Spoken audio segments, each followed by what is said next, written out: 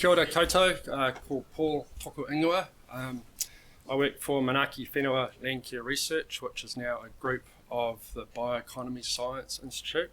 So things are changing quite rapidly in that area. I'm traditionally a weed biocontrol person, but I work at Palmerston North at the Landcare site there, and I'm surrounded by remote sensing people, and I've become fascinated with remote sensing and flying drones and using aerial imagery, and I've tried to make that up with biocontrol and impacts on invasive weeds, because I think it's quite a unique combination of skills. So I'm looking forward to doing more of this sort of stuff. So today I'm going to present a couple of remote sensing methods that we've used for invasive weeds and weed management. So the first one is to do with some Pacific Island work that we've done, funded by MFAT. And it involves a team of people, as always. And this is just about, I just want to set the scene. I know there's a lot of words in there, but climate change is having an impact on invasive weeds in the Pacific, and that's why we're getting funding to work on it, because it's becoming a bigger problem. So increased CO2 and temperature favours invasive weeds, and they in turn threaten natural ecosystem resilience, and biodiversity, community resilience, and particularly following cyclones. Sorry, is that better? I can speak up. Can you hear me? Yeah. Yeah, so particularly following cyclones, it can be a bigger. Involved in is looking at managing invasive species for climate change adaptation in the Pacific. Some of those horrendous names, and we're using natural enemies. So we call them natural enemies in the Pacific instead of biocontrol agents, because people get a bit scared when you say biological control, but the same thing. And it's part of a wider Pacific Regional Invasive Species Management Support Service. So all these acronyms, horrendous. So historically we haven't been very good at measuring what we do with biocontrol, because it's quite expensive to implement, and we run out of money, and then we can't sort of follow up and see what's happening. And often really good things are happening, we miss out on seeing those things. So we're wondering if remote sensing can help us do this. So I recently went to Rarotonga and tested out some remote sensing methods to look at a couple of weeds. So you can see the satellite there. We use satellite imagery, an aeroplane. This is Laurie Kens, a local pilot who went over there to fly for us, and drones, of course. The second part of this, besides testing the technology, is to try and develop capacity in the Pacific Islands so they can use some of that information to monitor their own weeds, so we don't have to keep going over there and they don't have to spend a lot of money on us. So this is the biocontrol component. So we've introduced a flea beetle and a gall mite onto African tulip tree in Rarotonga. And African tulip tree is a horrendous weed. It's one of the 100 worst weeds in the world, worst invasive species. That includes weeds and plants. It's a shocker. So we've released these guys to try and control African tulip tree. And again, we're using a multi-scale approach to try and test different methods.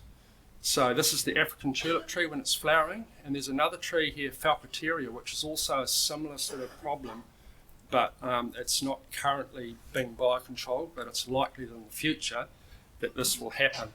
So we've decided to look at that tree as well, and we've got these different methods, the aeroplane, and this little guy here is an amazing little drone. It's a Mavic 3M, which is a multi-spectral drone that can fly over reasonably large distances. And then we've got this big mother of a drone which flies over smaller areas, but it carries some pretty high-tech gear. So it's got a LiDAR, which is a laser, which produces a 3D image of what's on the ground, and it's got a hyperspectral camera, so it can measure very fine bands of light and tell you exactly what wavelengths are reflecting off your target. And this guy here, I should have probably talked a bit more about this because this is really cool, but we didn't actually find it that useful. It's a drone, another drone with a claw that we imported from Canada, which they use in forestry. And you can fly the drone above a tree and lower it down and use this big claw which grabs vegetation. It's got a cutter blade on it, cuts it off, and then it brings it down and shows you what's on the vegetation. Because as you can imagine, you can't get up to a lot of these trees. They're just too tall. You can't see what's happening in the canopies. So the mapping, how's it done? So we collect very high resolution imagery, 2 to 3 centimetre imagery with drones at selected sites. And this is Rarotonga, this is the whole island. And then we draw edges, or we digitise the trees because we can see the leaves, we can identify the trees, and that's on the very high resolution imagery. Then we transfer it to the aeroplane imagery, which is lower resolution, but it covers big areas, it covers the whole island. And then we train AI to actually recognise these areas, and then we tell AI to go off and map the rest of the island. And then once it's done that, we choose some more areas that it's mapped, and we go and tell it whether or not it's making mistakes or whether it's doing a good job. And you go through that iterative process until you're happy with the accuracy, and then you get a final map. And this is a picture, it'd be better without the lights, but I suppose we can't turn these front ones off independently. But this is quite a cool picture. This is an aeroplane image of Rarotonga, and you can see these are the trees we're trying to map. So these are the African tulip trees, the flowering, about half of them are flowering, we found that out later. And these are the Falcateria trees, the other ones I was telling you about. They look a little bit like cauliflower. So you need African tulip trees to be flowering to map them, but you don't need Falcateria to be flowering because it's so distinctive. It's got structural features which are distinctive, which help the AI to lock into it. And so that's what the AI came up with. So all those red patches are African tulip trees, just the flowering ones, so that's about half the trees that are there, and the green are the Falcateria. And that's the whole island. So we were quite shocked when we saw this. So about 1.6% of the island is covered in African tulip tree, that's the red, and the rest of it is Falcateria. So another thing we want to do is look at the natural enemies, so that those bugs that we've released, to see what they're doing. So these are the drone sites, and you can see that's where the African tulip trees are in our drone sites. And we want to use each of these drone sites, this is one, to look in time at what's happening. So we can come back to this site in 5 or 10 years' time and re-measure it and look at what's happened to the canopy. And we can get, stats. We can get number of area of trees and the trees per hectare. And not only that, we can start to look for natural enemies with some really high-res stuff, to look at the damage they're causing, and to look at how the canopies are changing. So that we did a bit of experimentation with drone heights. And if you remember, I talked about those agents. One of them was a gall. So you can see the galls here are visible. So at 30 metres, you can't really see them. But if you come down to 20 or 10 especially, you can really see those agents and how many of them are there. So that's less than 0.5 centimetre resolution. So that's really high-res stuff. Like with any project, it's about involving the community, it's about including other people that are interested. So we had quite a big team of people, and we often had people that would come out with us from the environmental service at Rarotonga and other locals that have been involved in community groups. And we had a newsletter article that we published. This is one of the sites we flew the drone up over. These canopy, that's all Falcateria. So you can see the rugged nature of Rarotonga. It's just impossible to get in there. It's very difficult to monitor these sorts of places. And also presented some of these data at the Pacific Islands GIS and Remote Sensing User Conference. So we're trying to get some of this going in the Pacific to help them monitor their problems. This this was fun.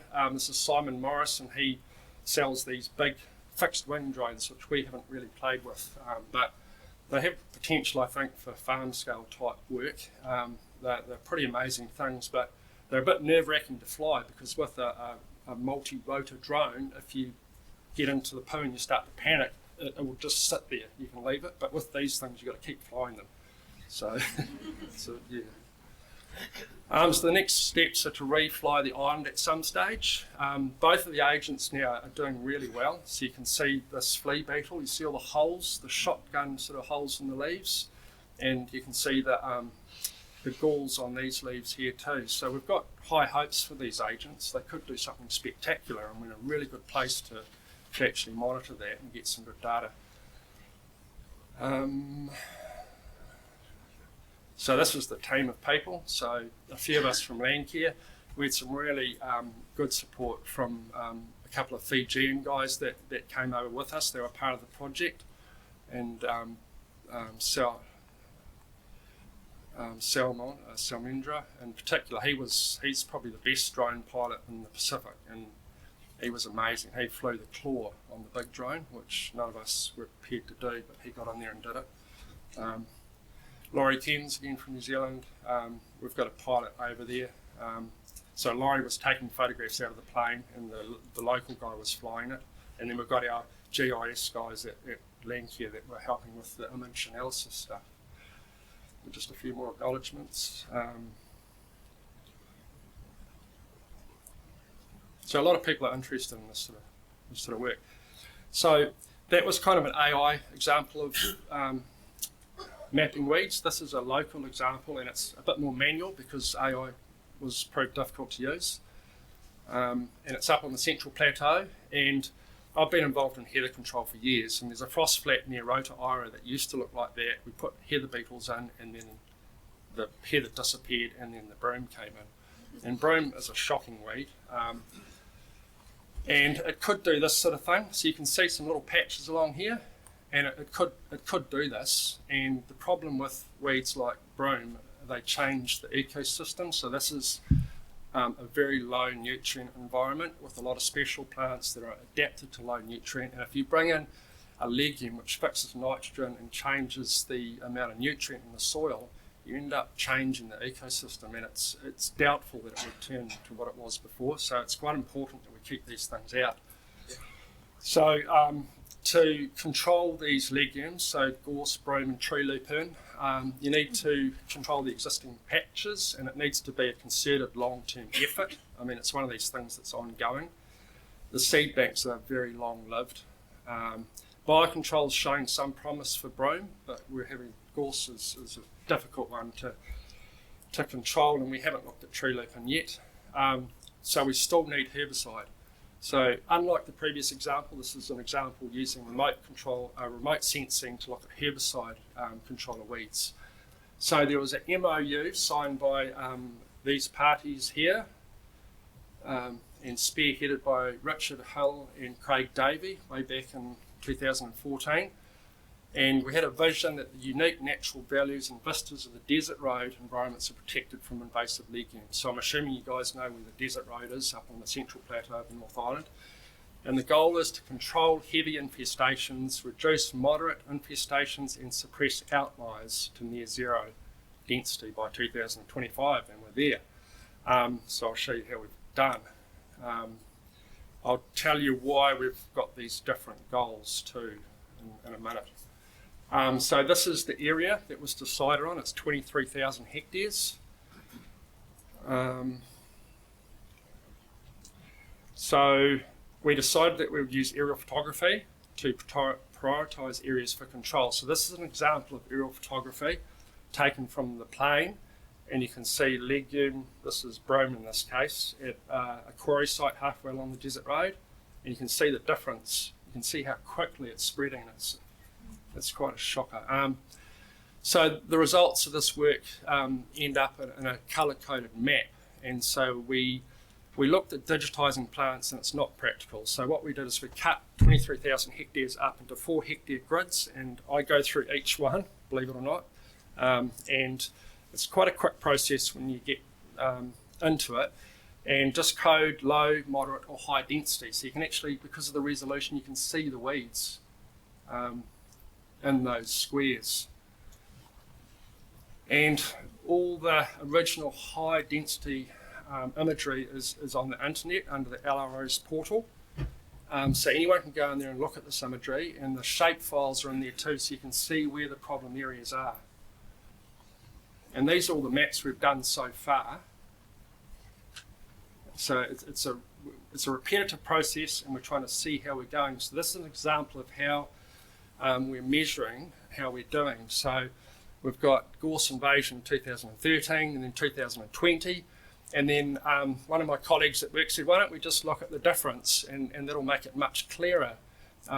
So this map shows where things are getting worse. So these are high densities is the red. Lower, that means we're actually bringing the numbers down, is green, and grey is no change, and black is if it's actually being removed from that square. Okay, so I'll speed up. These are the three maps, so you can see that we've got a problem with broom. It's hiking out into the Rangapore desert there. But those are quite useful. It's been published, this work, in remote sensing. And we've come to the conclusion that while the previous operations have mostly targeted high visible legume patches, the importance of removing outlying plants to prevent the establishment of new seed banks and slow spread has been underestimated. And that's shown with these red squares on the periphery of our area, so the weeds are spreading out. So we've just signed a new MOU. So we've still got a lot of work to do, obviously, but we've recognised what we've been doing wrong, so we can make changes and try and do better. So we're committed now with Ngāti Rangi as well, who've joined our team out to 2037 to photograph these weeds while they're flowering and map them. And any more information you'd like to find, it's on the Waikato Regional Council website. So there's a page there with a whole lot of links. And I've talked about next steps and a few acknowledgements there. And I'd particularly like to acknowledge Craig, who's really spearheaded this project, and he's recently given that over to Michael Beach. But yeah, he was instrumental in what's being done here. Thank you.